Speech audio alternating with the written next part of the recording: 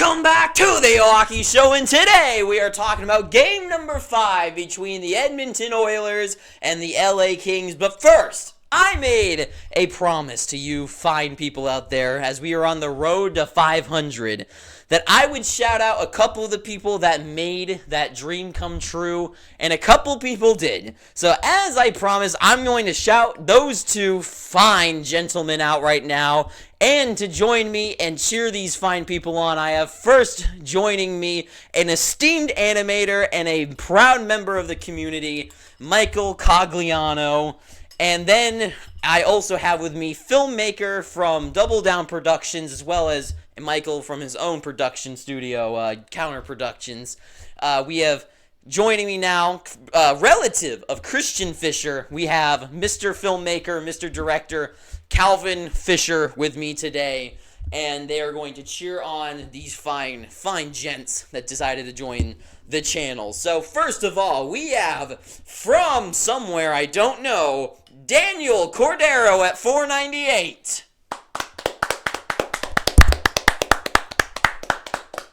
Yes. And then we also have, this guy's so grand guy, this guy, Mr. Timo Morin, number 502. All right, thank you to you fine folks out there that did that. And thank you. You guys really made that dream come true. And before we get anywhere, I'd just like to say, what were your guys' thoughts on the LA Kings versus the Edmonton Oilers? I was personally, okay, so you see, major fan of the Edmonton Oilers. All right, I feel like I was very proud of Who's your favorite player? Christian Fisher. Mm-hmm. Very huge fan. Yeah, that's about it. I feel like they won for a reason. They're very much better than the LA Kings. It's just like it was just a fact. Would you mind saying that to the camera? Oh yes, yeah. The Edmonton Oilers are just the top ones. They beat the Canadians. Will they win the Stanley Cup? Obviously. You hear it here, folks. The team from Alberta. Where's Alberta? Don't know. Okay, and you.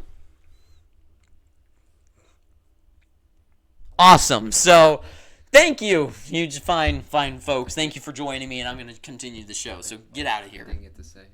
I don't care. Anyways, let's go on with the show. So, game number 5 between the Edmonton Oilers and the LA Kings ends with Edmonton on top once again.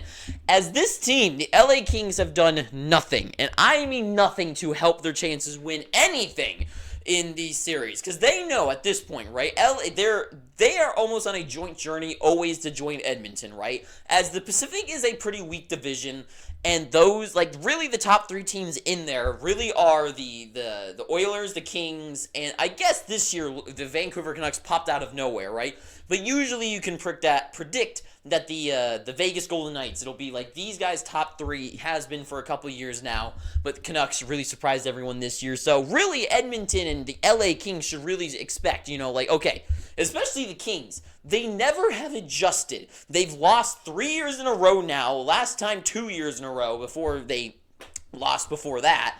But the Kings, right, they keep trying the same system and it just isn't working.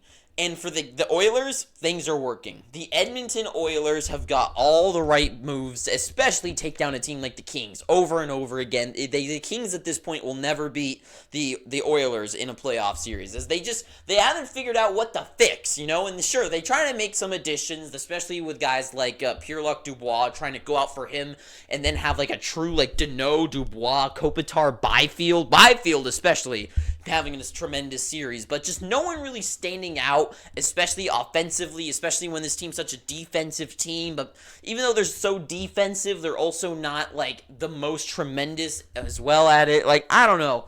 The Kings have just done nothing to ever fix anything for their team. But the Oilers, they rule. In today's NHL, it's all about offense. Offense beats defense in the long run. And at this point, the Kings haven't figured that out, and the Oilers have, with McDavid, Henrique, Leon Draisaitl, Bouchard from behind. with Evander Kane, Zach Hyman's emergence, right? All these like factors go into it, and it's just the Oilers, they have the routine to win the Pacific, right? They're gonna move on, and if they play the Nashville Predators or they play the Vancouver Canucks, it is going to go the Oilers' way. The offense, the top 6, even the top 9 for them. The defense is just fine enough, and Stuart Skinner being a fine enough goaltender to kind of keep them going. This team, they have the pieces to make it at least to the Western Conference Final, especially in the weakest division of the Pacific, right? But my only scare for them going forward is this year doesn't feel like the year. Especially like last year with like Stuart Skinner going in. I was definitely one that was not on the biggest Skinner train.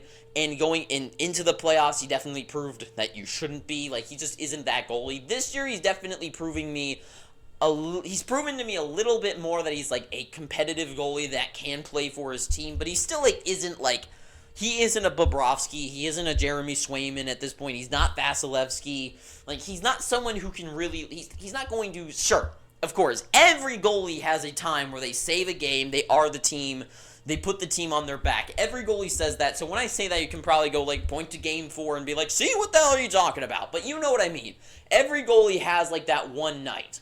And, but in the long run, for the 16 wins, the 4 series that a team like Edmonton needs to go through, when their defense consists of some guys like Darnell Nurse, and who isn't the best defenseman, and Cody Ceci, who is not really the greatest defenseman either, and it just keeps going down the list, and especially up front where their offense isn't the greatest either.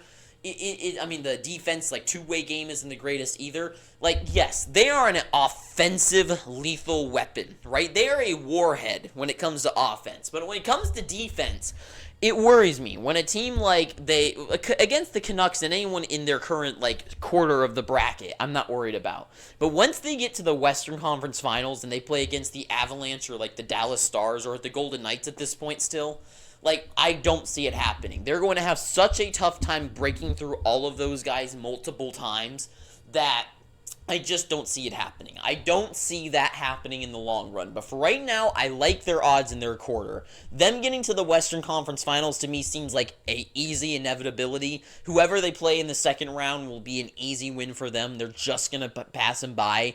And the Kings, it's just, they own the Pacific Division, right? They have all the pieces. McDavid being a god just over and over again, proving that he is the best skilled player in the world, whatever you want to think about the MVP or not. McDavid is the guy, right? Leon Draisaitl having a great series. Evander Kane having still a presence on the ice. Zach Hyman being still a good goal scorer in the playoffs. Like, all of what they needed to happen in this round happened, right? They proved all the systems are still going. All that what works for Edmonton keeps going. But it's still, the thing that worries me still is their weaknesses are still present, right?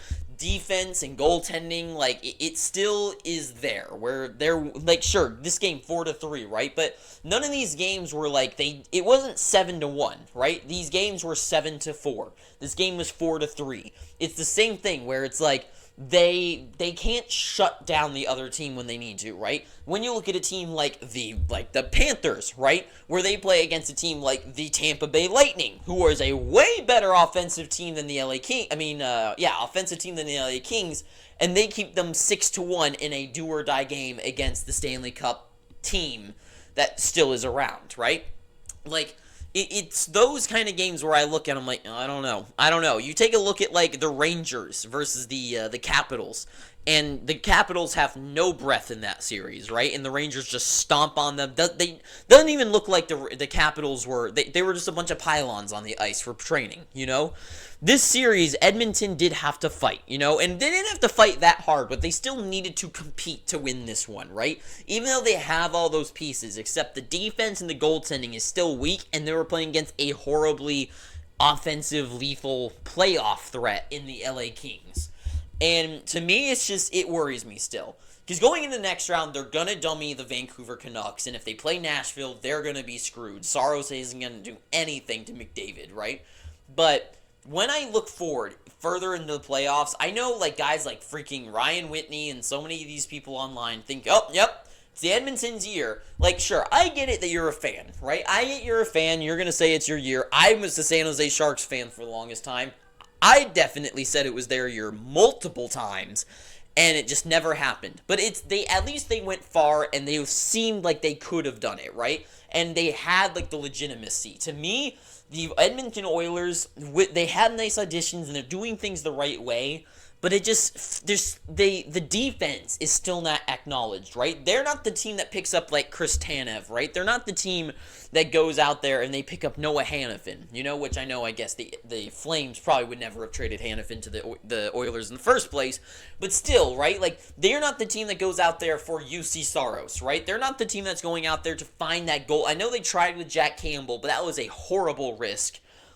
This is a team that should have found a legitimate proven goalie, right? A legitimate goalie that has proven year after year that they can be good in net, right? Like Cam Talbot for the LA Kings, that can prove, I'm here to be a good goalie. And the Oilers are still going with Stuart Skinner, who just isn't that guy, right? And it just makes you think, like, when are they going to fix what, right? So for me, Edmonton, good series for them. They won this one. And they're going to move on. They're going to make it to the Western Finals. It's just a given. And it's not going to be a surprise. But for the LA Kings, I'll make a video about them and all the other losers of the playoffs during the offseason of what they should do going forward. So I'll talk more about them in another video. But for right now, the LA Kings, they have issues, right? They have issues with age. They have issues with, like, competency. And it's like they see an issue and then they go like, whatever. And then they just kind of go like, I like the Dubois trade originally because I thought, that was a good risk for them. But it has paid off horribly, absolutely horribly. And it's those moves like that where they don't go for a guy. They go out for a guy like Dubois, and they're not the team that signs like a Zach Hyman. You get what I mean? Like, they don't have that. Are not the team that made that move, but I don't know. But truly acknowledgement to Quinton Byfield. What a series by him. And, he was definitely their best player, I think, overall. He was always on the ice. He was really pushing all the time. He was, like, all cylinders going. He tried, and I hope the Kings can make things good while he's still in he isn't in quite his prime yet, but I hope they turn things around soon. I hope he isn't one of those guys like Barzal, who is stuck on like a mid-playoff team that can't really go far, and they just keep losing, and he just doesn't really make anything of his career while he's young. So anyways, that's all I gotta say. So thank you for watching this. If you made this far, please, I'm begging you, still subscribe. Please, just do it. I know. Please, but just please subscribe. Do it for me. Anyways, thank you for watching this. Too sweet. Have an amazing day, and ta-ta for now.